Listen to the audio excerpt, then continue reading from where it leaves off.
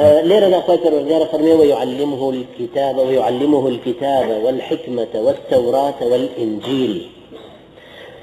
مثل جروح حالي كراوين كالتوراة فقط وجه لك كان يستأو كتابانيك مسيحي كان اعتمادي كان سبك بيوتر إنجيل خوي أوان دو عهديان هي دو كتابيان هي كان بيلن العهد الجديد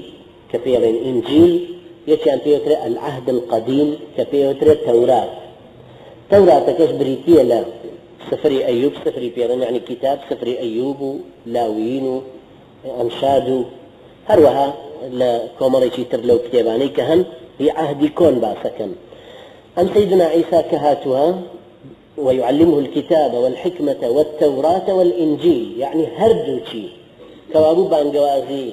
سيدنا عيسى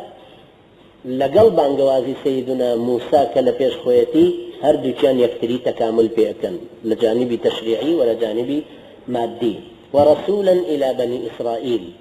پیغمبری که شبه همان شیوه سیدنا عیسی پیغمبری که شو بناو بني إسرائيل چونکه یکم جار که او لدایک بو لو شوینا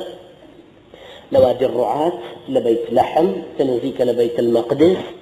كلدايك بو لوي او منطقه هم جولكي ليبون چونکه او خوشي لو خانوادانا كسر فرشتي معبدي جولك كان ينكردوا وكو باسمان كر لباسي زكريا سلام خوائلك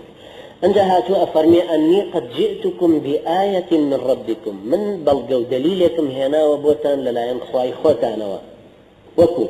كيبو هنا الكتاب الحكمة توراة انجيلكش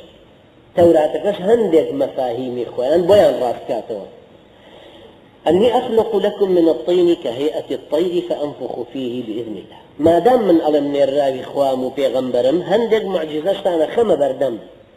لباسي درسية كما أقر بيرتان لباسي وما انكرت معجزة كاريشي خلاف الرسائل قردونية بيغمبرك أيكا بو تصديقي بيامكي خوي كللاين خوي پروردگار ويا خارق العادة خارق النواميسي كونه يعني دستور الرساكاني قردون بالعكس اويا اي هنا تبشوكو وثمان دار عساكي سيدنا موسى هروها اقركي سيدنا ابراهيم كان يسوتان دو بوشي اميش ليرا وافرمي الله من بو تأيدي أم بيامي خوم كللاين خوا وهاتو منير راو بيغمبر موي نصيحتكم جولي بقرن أم معجزانة أنا خمر يشتاو لقر تيرك تام ودرستكم تير درستكم فوي بياكم بإذن إخوة أبي بتير لبرشاو كان روحي بياترين أماش علاقيتي مهمة هيا بو ربطي جانبي الروحي وإيماني وعقائدي مجتمعك بخواي پروردگاره چونك خوي چون خواي پروردگار درستي كردوا سيدنا عيسى چون درست كرد فرموي ملائكة كهات بولاي فنفخ فيه فوي كردبو با كراسك بكراسي سيدة مريم أمش بمشي أفرمي لو بإذن إخوات شون أو جبرائيل أو ملائكة هاتوا فوي كردوا با بروچی مريم دعائي بو بسبب حمل بوعي بعيسى بهمان شو سيدنا عيسى فرمي بإذن إخوة من فوكم بم قرية هذا بتيرك بإذن إخوة وهروها بإذن إخوة فرورجارش أبرئ الأكمه والأبرص وأحيي الموتى أو نخوش يعني كذا باوب ولا ناو خلشي أو قري وقليو أو أنا كنا ناو خلكابونا فرمي من أو أنا هم يتشاقى كما بإذن إخوة جورا چونك هوكو الرواية كراوة سيدنا عيسى رحمه السلام إخوائي به دستي شي آوى هنا بسر أو قليه أو قروي بونا شاشي كردوا بإذن إخوان هروها وأحيي الموتى زندوه ديسان مردوش زندوه كما بإذن إخوائي فرودقار وأنبئكم بما تأكلون وما تدخرون في بيوتكم خبرشتان دنيا بويك لو داهاتويا كتشيكو أكنو جنجينا ورنشتان شون أخنا كارو شيش لما لكان تانكو أكنو إن في ذلك لآية هو أنا همي آيات يكن بو أوي كإيوة إيمان بينهم إن كنتم مؤمنين كإيمان بخواي فرودقار بها هروها لقل أن معجزانا شاكها من بانقوازكي من دينكي من شيء مصدق ومصدقا لما بين يدي من التوراة ولأحل لكم بعض الذي حرم عليكم